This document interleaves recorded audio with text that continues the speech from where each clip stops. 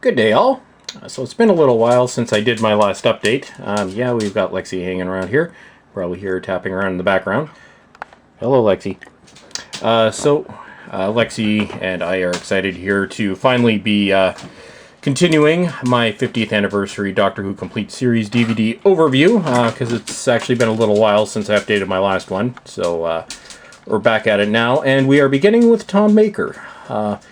So to start off, we've got Robot. Kind of a notable story for a number of reasons. Obviously, it's the introduction of Tom Baker, first and foremost. And secondly, this was the last story under the Barry Letts and Terrance Dicks regime, and it does still have that Jon Pertwee-esque unit feel.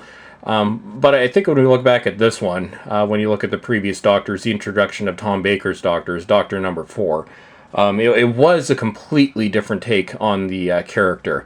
I think what made it unique, one, Tom Baker really played himself sort of as the Doctor, but also his method in terms of portraying the Doctor was to portray the Doctor as an alien, not as a human being, which may have been the case with some of the early ones, especially Jon Pertwee. So it, kind of gives it the sort of a new feel, and it was a kind of a fresh new take on the show. And obviously for many people, including myself, Tom Baker was our first Doctor, and for so many people, probably up until the relaunch of the series, when you thought Doctor Who, you thought Tom Baker. So this is Robot. This edition came out back in 2007 in Region 1. Fairly well loaded with extras. Probably, one that's destined for a re-release, because they tend to do that with fairly prominent stories in Doctor Who's run. But there we have Robot. And next, the one that broke ratings records back when it first came out in 74.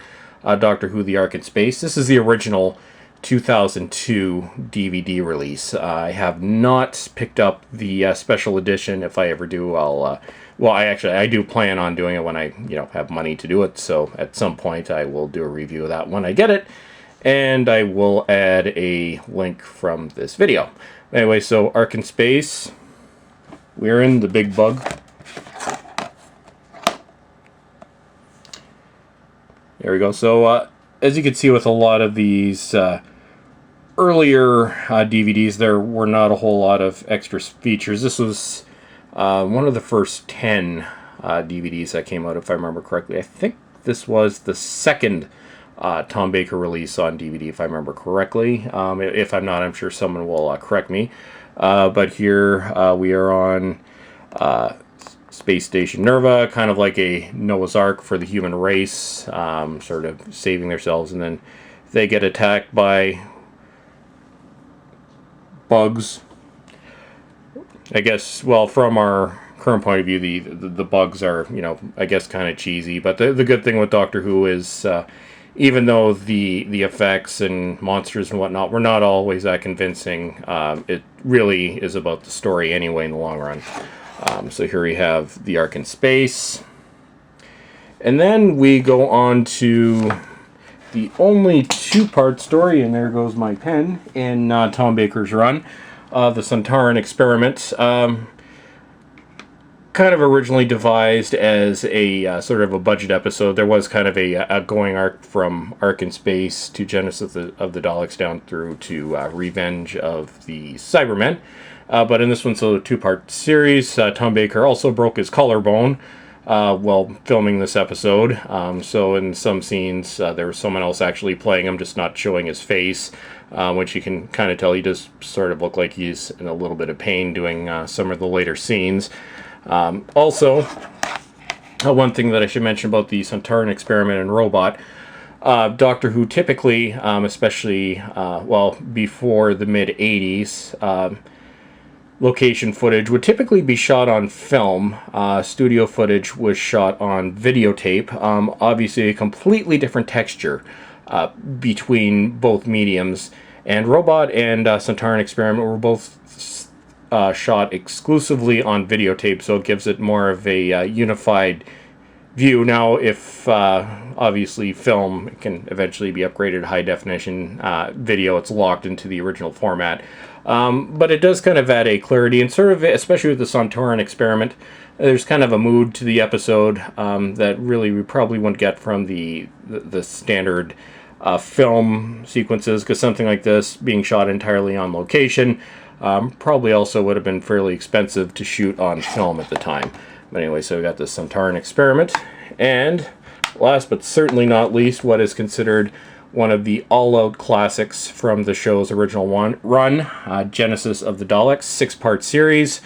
For many people, this was the Daleks and Doctor Who were kind of their introduction. I know a lot of people that actually started watching Doctor Who with this story back in the day.